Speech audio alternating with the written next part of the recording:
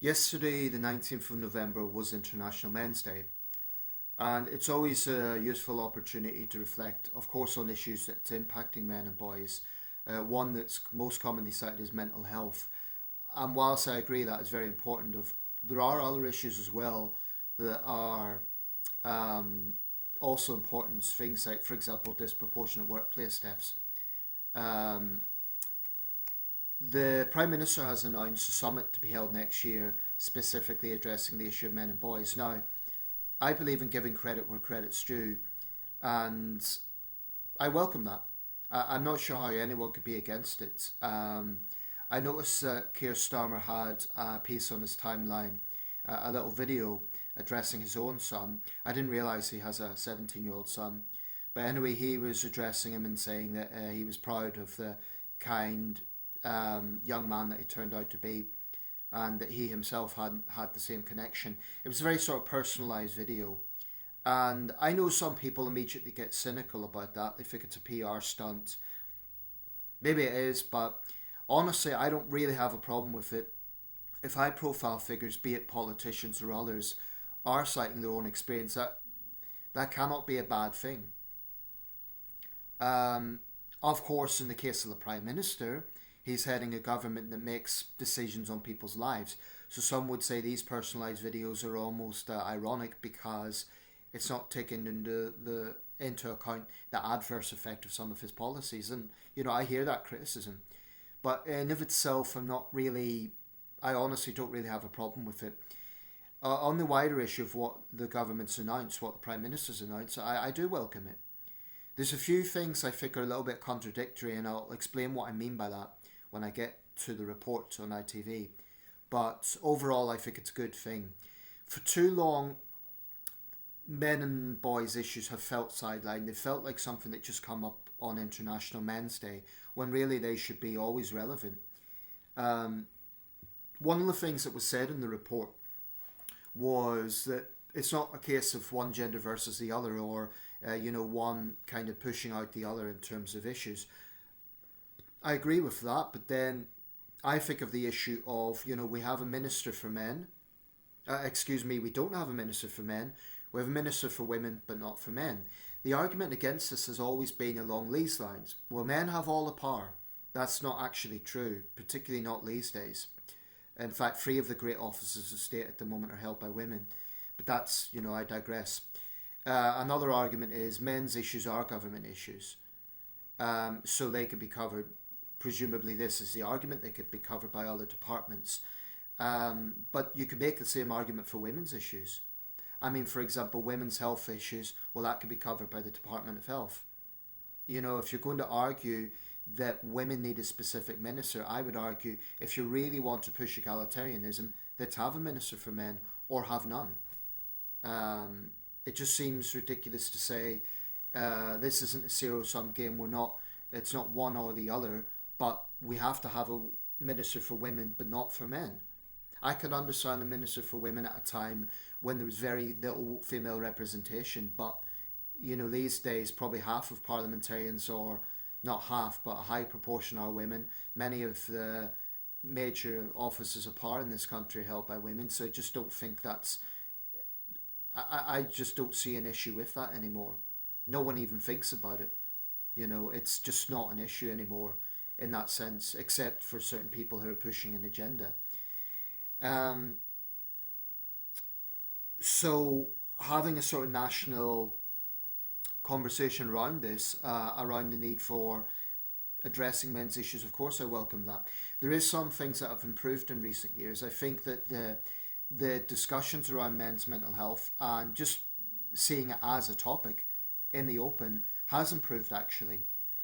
We've had some high profile advocates, people like Prince William, Prince Harry, Tyson Fury, and there's others, speaking openly on this issue.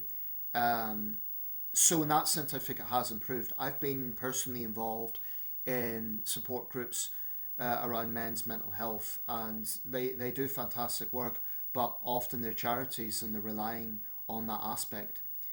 Unfortunately, here in my city, we represent what is a national problem. The fact that for a lot of men in this country, unfortunately, suicide is still a major cause of death for men before their time. In Sunderland, we've had that issue on our main bridge. It's become, unfortunately, a bit of a suicide black spot. There's always been a Samaritan sign there, and I'll always praise the Samaritans. They do great work, but there's also a lot of little messages of hope and so on. It's sad that people have to do that. That there's guys in the city and elsewhere who feel there's just no way out. Um, so the fact that there has been an improved focus on those issues, I think is definitely a welcome thing. Um, so yeah, without further ado, I'm going to read out the report, what the government's announcing. I think it's a good thing, and I welcome it overall. But there's other areas I want to speak about around this subject. In fact, because it's not going to be highlighted in the report too much, I'm going to mention it right now. Domestic violence. You know, we always hear this in connections with female victims, and I have always taken that subject seriously. I always think that some thug that beats up his girlfriend or his wife should face justice. And women are in a very difficult position, knowing where to turn sometimes, knowing, if it's safe to get help, etc. So that's something I do take seriously, and I agree that young men need to be swayed away from toxic incel ideology and all that sort of thing, and online misogyny. There is some pretty disturbing stuff online. Having said that, one of the issues that is massively overlooked is domestic violence against men. Frankly, there are some feminists out there who still deny this even happens, or they will try and blame the victim. They'll say if a man is a victim of domestic violence, it must just be a woman defending herself. I also find it a little concerning that when we get these cases of a wife who's killed her husband, and then the defence is she's a long-suffering victim of domestic violence, I'm a little concerned in those cases because the victim can't defend himself. He can't say, no, that's false, that isn't the case at all. So I'm a little concerned that those sort of things are treated overly simplistically. So it seems to me that if we're going to talk about, for example, tackling online misogyny, what about online misandry? Now, I get it. There isn't women going out on a rampage and killing lots of men in the same way. But that doesn't take into account, when we're talking about domestic violence and we're talking about women who are killed by their partners, what's to say there isn't an untold number of men out there taking their own lives because of emotional abuse? Because, for example, some manipulative mother is holding back her children from their father. I'm touching on controversial issues here, but I do think it has to be raised because people just look at, and it's an awful, horrifying thing, when women are killed by male partners. That's awful, and those men should face the full force of justice, and of course it should be prevented. But what I'm saying is it isn't taking into account psychological abuse, which can also have a toll. Someone could take their own life as a result. And there have been cases of horrific violence perpetrated against men by women. I think the reason it doesn't get the same attention is it is generally on a smaller scale. It is, but that doesn't mean it doesn't happen. And too often in this debate there is a sense that it just doesn't happen, or it's dismissed. I'm not sure that the police take it as seriously as they should. And for all we hear about, men, there's not enough predators in prison and so on, the overwhelming majority of the prison population is men. How often do we hear the plight of women in prison? Well, if a woman's committed a crime, she should get the same sentence, no more, no less than a man. She may well have issues going on behind the scenes, but so might the male inmate. I just think it's hypocritical and divisive to push those sort of double standards. I mean, I've heard arguments from feminists saying no woman should ever be in prison. That is clearly an outrageous statement. You're telling me a woman who's committed murder, a woman who may have preyed on children, a woman who may have carried out massive fraud, ripping off pensioners, you're telling me she shouldn't face justice? It's absurd. Absolutely absurd. And I think such sexist proposals need to be called out. So, I don't think we could just talk about men's and boys' issues and not ignore misandry. That's one thing about all this. It's all very well saying let's talk, tell men to open up about their mental health, whilst ignoring the sort of misandry that is vilifying men. I would cite, for example, Kate Lister. I mentioned this recently. She described divorced men as radioactive waste. Imagine talking about other human beings in that way. Imagine a man talking about women as radioactive waste. Donald Trump was rightly called out for his sexist comments towards female journalists, and he should be. It's awful. But I don't see why misandry should get a free pass. And it does. It absolutely does. So it seems to me if we're going to tackle men's and boys' issues, there has to be an acknowledgement that there is also an issue with that. Now, the critics will say, oh, but it's just not on the same scale, or you're not getting a situation, for example, the Plymouth shooting a few years ago, part of that was motivated by misogyny. So you're not generally getting women going out and killing men. It doesn't happen. It just doesn't happen on that sort of scale. But like I say, this doesn't take into account the effects on mental health. It doesn't take into account how many untold numbers of men may have taken their own lives from emotional abuse by their partner. We will probably never know the answer to that. So those are issues I think, I support, I encourage, I welcome the government bringing up this issue, but if they're going to ignore the issue of misandry, if they're going to ignore the issue of things that affect women can also affect men, like domestic violence, then it's not going to deal with the whole problem. And it shouldn't be a stigma or a taboo to mention those things, to feel that you're going to be shouted down by some smug feminists who will say, oh, but men have all the power. Those issues aren't relevant. It's absolutely sexist, it's callous, and it's wrong. And it needs to be called out. So, without further ado, this is the report from ITV. This is what's being proposed. And I do welcome it. I think it's a good thing. But like I say, it needs to address everything, not just the mental health issue, important as that is. Starmer announces a national summit on challenges facing men and boys. Prime Minister Sir Keir Starmer has announced that the government will hold a national summit next year on the challenges facing men and boys. During a reception at Downing Street for International Men's Day, Starmer said that issues such as men's mental health and online misogyny demand a national response. Deputy Prime Minister David Lammy and Victims Minister Alex Davies-Jones have been tasked with leading the government's efforts to tackle problems facing men. It has to be a whole of society effort, and so we can understand these issues more deeply, we're going to bring people together for a national summit on men and boys next year, Starmer said. Earlier this year, the Prime Minister backed calls to air TV drama Adolescents in Schools. The drama, starring actor Stephen Graham, sparked a huge reaction, was praised for highlighting online radicalisation of teenage boys and violence against girls. I didn't watch the show, but I believe it was tackling the incel culture. Within their manifesto, Labour committed to halving violence against women and girls in a decade. Lammy said that men and boys have to be part of this conversation. We need to show them that real strength is respect, not control. He said, it's standing up for others, not against them. It means listening, not shouting, protecting, not harming. But we must also be honest and understand the unprecedented challenges men and boys face in today's world. Okay, let's just break this down a bit. I'm interrupting, but it's standing up for others, not against them. It means listening, not shouting, protecting, not harming. So this should apply to women as well. If a couple are having a row and a woman's yelling at the guy, not listening to him, this is what I'm talking about. It has to be work both ways. Too many are suffering silence, ashamed to ask for help, convinced they should just man up. The Prime Minister's announcement follows the publication of the government strategy for men's health on Wednesday. The strategy aims to tackle problems such as suicide problem, gambling and alcohol abuse. The government says it plans to invest £3.6 million over the next 3 years into suicide prevention projects for middle-aged men in local communities where men are at most risk of taking their own lives, including some of the most deprived parts of England. Well, that's very welcome. That's definitely a good initiative and a much-needed initiative.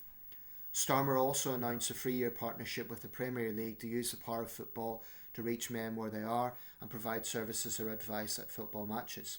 The Prime Minister insisted that supporting men and boys was not a zero-sum game, telling Wednesday's reception that we don't need to pit genders against each other. It's not one or the other, we can have both. A positive agenda for men and boys is not at the expense of women and girls, he said. The event, which Starmer said was the first International Men's Day reception to be held at Number 10 was attended by representatives of charities and businesses, along with celebrities who champion men's mental and physical health. I think among the celebrities was the actor Stephen Graham, and I think Andy Serkis was there. Anyway, that's welcome. First International Men's Day reception at Number 10. Welcome, and I welcome this initiative, but it cannot just be about let's tell men to open up about their mental health problems. Oh, by the way, men need to be better. Men not to be abused. You shouldn't be abusers. Again, this is tapping into harmful stereotypes that is a problem with most men. It's not. It's not. Most men do not abuse their partners physically. Most men are not involved in coercive control. So, yes, I agree it's important to raise those issues, but if we're going to talk about issues affecting men and boys, it should focus on the whole picture, not just about how they can be better men and how they can treat women better. That, to me, is diverting the issue. It's important. I'm not for a second dismissing it, but it seems to me that taps into more the issues that are affecting women and girls. The issue around, violent men. But when we're talking about men and boys, let's talk about men and boys. Let's talk about issues that are affecting them. So overall, I welcome this, but it has to also look at, for instance, we're talking about men being polarized. Well, when sexist women get a free pass, is it any wonder? When someone like Kate Lister talks about men as radioactive waste, and she gets a free light to do it, when I guarantee any male journalist writing that would be out of a job the next day. That, to me, it's a little bit grating. I do think that anti-male sexism, gets a free pass. The problem that we see is we always hear that men need to be encouraged to speak up, and that is true. But if you're going to encourage men to speak up, then listen to them. Listen to complaints, for instance, about anti-male sexism. There's lots of good women out there who support the men in their lives. Most women are decent human beings. But there are, frankly, some women that just have a misandrous chip on their shoulder. They just think they're better than men. They just think, in a very smug sense, that they are being smart by vilifying men and attacking them in the way that they do. You get someone like Kate Lister, and I don't want to sound like I'm picking on her, but it's a notable example, where you're just getting this free range sexism, and then, we hear if you see misogyny online, then it's a huge national issue. Misandry, or whatever, that doesn't matter. And I think it's this idea that you're not going to get women going out on a rampage, generally speaking, and you might get that with men. But again, this doesn't take on board the untold damage you get from mental health abuse. For example, if a man is a victim of emotional abuse, he may not have bruises to show it, but that could be putting him through hell. When men are prevented from seeing their own children, and I'm not talking about men who probably shouldn't be near their children, i.e. they've been abusive or other issues, I think the issue of fathers' rights is a long-standing sore, and I do think men have generally been treated unfairly by family courts. Some men, absolutely, there's legitimate reasons for keeping them away, but I think in many cases there are loving fathers who've been treated like, outcasts, and it's an absolute disgrace. Of course that is going to drive someone over the edge. So there are a lot of issues to focus on. Yes, it's about getting men to open up. Yes, it's about opportunities, but it's also about not promoting double standards. So having a minister for women but saying there shouldn't be a minister for men, how can you then simultaneously say it's not a zero-sum game? That's my question to the government. You can't have it both ways. You can't say, well, we're having a minister for women but not for men. Oh, but by the way, we do care about men's issues. Either have both or none. So that's how I feel.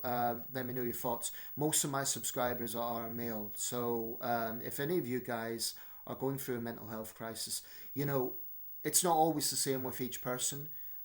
We don't always have the exact answers, but do know that you're not alone. It sounds like a cliche, but it really is true. There's huge pressure in the modern world, and a lot of men are going through this. So the fact that government is opening this up, I do welcome it. I think it's a good thing. Is it perfect? No. but at least the issue is being brought up, and that's better than nothing. It's better than it being sidelined. So I do welcome this. I'm roughly 70% in favour of it. I just think it should cover the whole thing. It should also include anti-male sexism and domestic violence against men. That is an issue that is largely, basically ignored. And that is not right. It shouldn't be ignored. Okay, let me know your thoughts.